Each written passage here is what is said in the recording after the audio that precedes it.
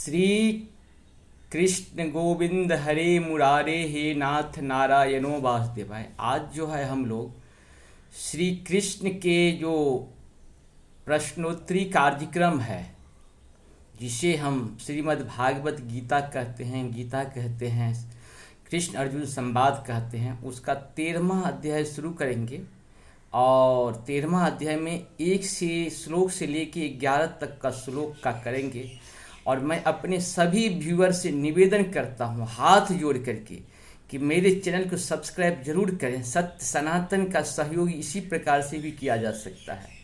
जो भी व्यू करते हैं उसे सब्सक्राइब करने में उन्हें थोड़ा सा सहयोग करना चाहिए। आप सभी समझते हैं कि जब तक सब्सक्राइबर नहीं बढ़ेगा, व्यूअर तो बढ़ रहे हैं लेकिन सब्सक्राइबर नहीं बढ़ रहे हैं। जानते हैं मेरा 99.6 जो है 99.6 जो है लोग व्यूअर हैं और 0.4% जो है मेरा सब्सक्राइबर है। ये बहुत ही दुख की बात है, ऐसा नहीं होना चाहिए। अगर आप देखते हो तो ज़रूर सब्सक्राइब कर दो, इससे आपका तो कुछ नहीं जाएगा लेकिन मेरा निवेदन आप तक पहुंच जाएगा, यही निवेदन है। नमस्कार। अब शुरू करते हैं हम लोग 13वें अध्याय का। और सबसे बड़ी बात है कि हमारे गीता का मतलब एक अध्याय से लेकर के 12 तक मैंने पूर्ण कर लिया है सरल भाषा में, सरल एकदम आम भाषा, जिसको कि कोई भी मनुष्य या मानव उसे समझ सकता है, वैसे आम भाषा में मैंने इसे रिकॉर्ड किया है। इसीलिए कम से कम आप लोग 1 से 12 तक का अध्याय का तो अध्ययन करें, थोड़ा थोड़ा करके, धीरे धीरे करके, और साथ साथ 13वां अध्याय भी अध्ययन करें। आप बार बार पढ़ें। गीता एक बार पढ़ने का चीज़ नहीं कि एक बार पढ़ गए विद्वान हो गए। जितनी बार पढ़िएगा ना उतना ही ज्ञान मिलेगा। गीता का तो यही तो विशेषता है, तभी तो आज 5125 वर्षों से जो है सो छा रहा है। रामायण की बहुत बड़ी विशेषता है कि भगवान के साथ आपको रहने का मौका मिलता है रामायण में, और गीता में भगवान के साथ प्रश्नोत्तरी करने का। कभी कभी हम लोगों को अर्जुन बन जाना चाहिए, कभी कभी अपने आप को कृष्ण भी बन सकते हैं, कोई दिक्कत नहीं। भगवान कहते हैं कि हम तो हर एक आत्मा में निवास करते हैं, तो आप कृष्ण भी हैं, आप अर्जुन भी हैं। भगवान ये भी कहे हैं कि इससे पहले भी हम लोगों का बहुत बड़ा जन्म हुआ है और बहुत बार अभी भी जन्म होगा। ऐसा नहीं कि ये जन्म मेरा अंतिम है। आत्मा परमात्मा की बात भगवान जिस हिसाब से कहे कि आत्मा तो अमर है, ये शरीर जो है ये क्षण भंगुर है। आज हम इस शरीर में हैं, कल किसी और शरीर में थे, परसों किसी और शरीर में रहेंगे। ये भूत भविष्य वर्तमान का जो है कितनी बड़ी प्रक्रिया हम लोगों को गीता रूप में, रामायण रूप में और भी बहुत सारे ग्रंथ के रूप में मिल गया है। सत्य सनातन को, सत्य सनातन को तो जन्म लेने पे ही अपने आप को गौरवान्वित होना चाहिए, गर्व करना चाहिए कि भगवान ने मेरे पर इतनी बड़ी कृपा की कि हमें सत्य सनातन में मेरी जन्म हुआ। जन्म ही महत्वपूर्ण होता है, कर्म उसको करना तो हमारा जिम्मेदारी है। हम लोग कर्म तो कर ही रहे हैं कहीं न कहीं, प्रत्यक्ष या परोक्ष रूप से। हम लोग शुरू करते हैं 13वें अध्याय। अध्याय 13, प्रकृति पुरुष तथा चेतना।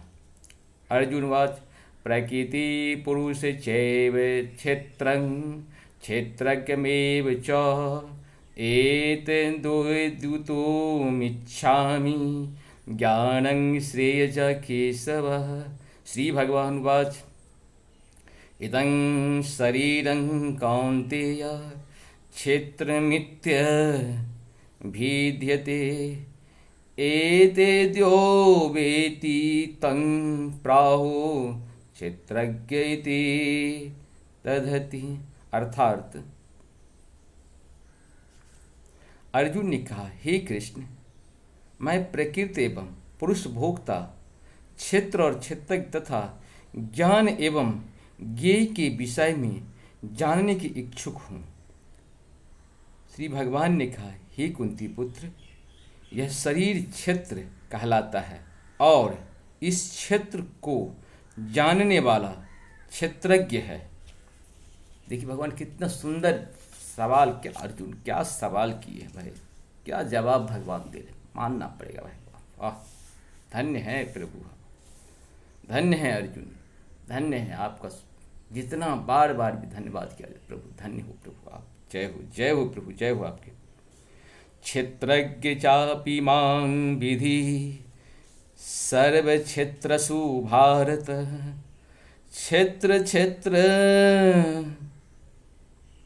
यो ज्ञानं यत्ज्ञानं मतः मम।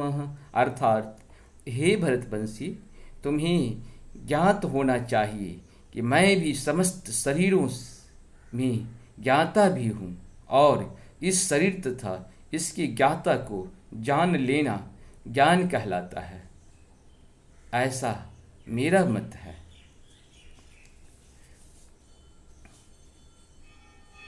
तत्क्षेत्रं यच्च यादुक्च याद्विकारी यतश्च यत् शौचयो यत् प्रभा अवश्य तत्समासीन में शृणु। अब तुम मुझसे यह सब संक्षेप में सुनो कि कर्म क्षेत्र क्या है, यह किस प्रकार बना है, इसमें क्या परिवर्तन होते हैं, यह कहाँ से उत्पन्न होता है, इस कर्म क्षेत्र को जानने वाला कौन है और उसके क्या प्रभाव हैं।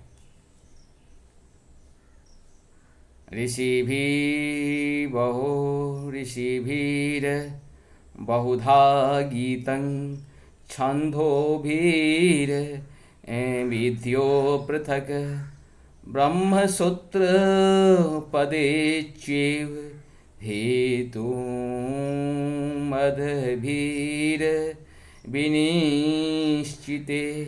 अर्थात विभिन्न वैदिक ग्रंथों में विभिन्न ऋषियों ने कार्यकलापों के क्षेत्र तथा उन कार्यकलापों की ज्ञाता के ज्ञान का वर्णन किया है।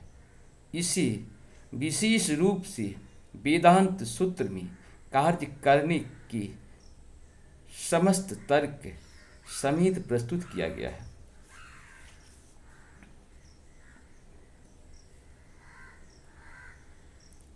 महाभूतान्यहंकारं बुद्धिर्व्यक्तमेव च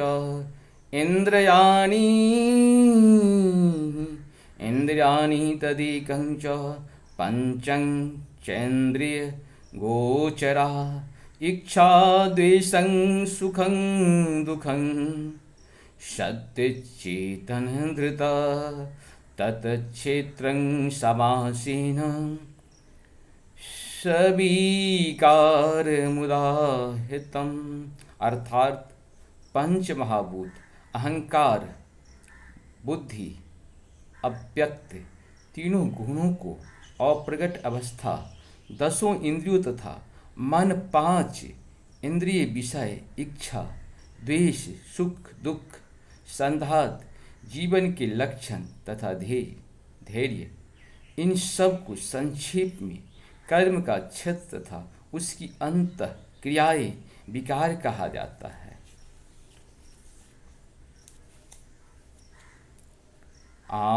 आमानित्वा दम्भित्वा महिषान् छान्दिरार्जवम्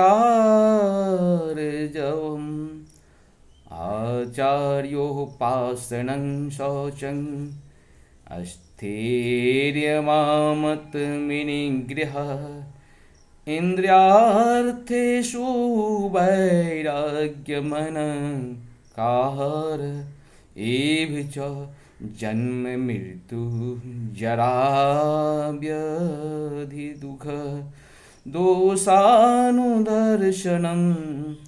आसक्ति अरणभिङ्ग पुत्रदारागृहादिषु नित्यं च समाचित्वा निष्ठा निष्ठोपयतिषु मयि चान्ये योगेन भक्तिरव्यभिचारिणी विवेकशक्तिदेश से भिक्तो मरातीर जन संसधि आध्यात्म ज्ञान नित्यत्वं तत्त्वज्ञानार्थदर्शनम् एतेन ज्ञानमिति प्रोक्तमज्ञानं यद तोऽन्यथा। अर्थात विनम्रता, दंभहीनता, अहिंसा, सहिष्णुता, सरलता, प्रामाणिक गुरु के पास जाना, पवित्रता, स्थिरता, आत्मसंयम, इंद्रिय तृप्ति की विषयों का परित्याग, अहंकार का अभाव, जन्म मृत्यु, वृद्धावस्था तथा रोग की दोषों की अनुभूति, वैराग्य, संतान, स्त्री, घर तथा अन्य वस्तुओं की ममता से मुक्त, अच्छी तथा बुरी घटनाओं के प्रति संभाव, मेरे प्रति निरंतर अनन्य भक्ति, एकांत स्थान में रहने की इच्छा, इन समूह से बिलगाव, आत्म साक्षात्कार की महत्ता को स्वीकारना तथा परम सत्य की दार्शनिक खोज, इन सबको मैं ज्ञान घोषित करता हूँ और इसके अतिरिक्त जो भी है वह सब अज्ञान है। इस प्रकार से हम लोग 13वें अध्याय के 1 से लेके श्लोक से लेके 12 तक किए हैं, क्योंकि 11 तक पहले हम कहे थे लेकिन संयोग से इसमें एक ही साथ है 8 से लेके 12 तक, तो इसीलिए हमको करना पड़ा। नमस्कार।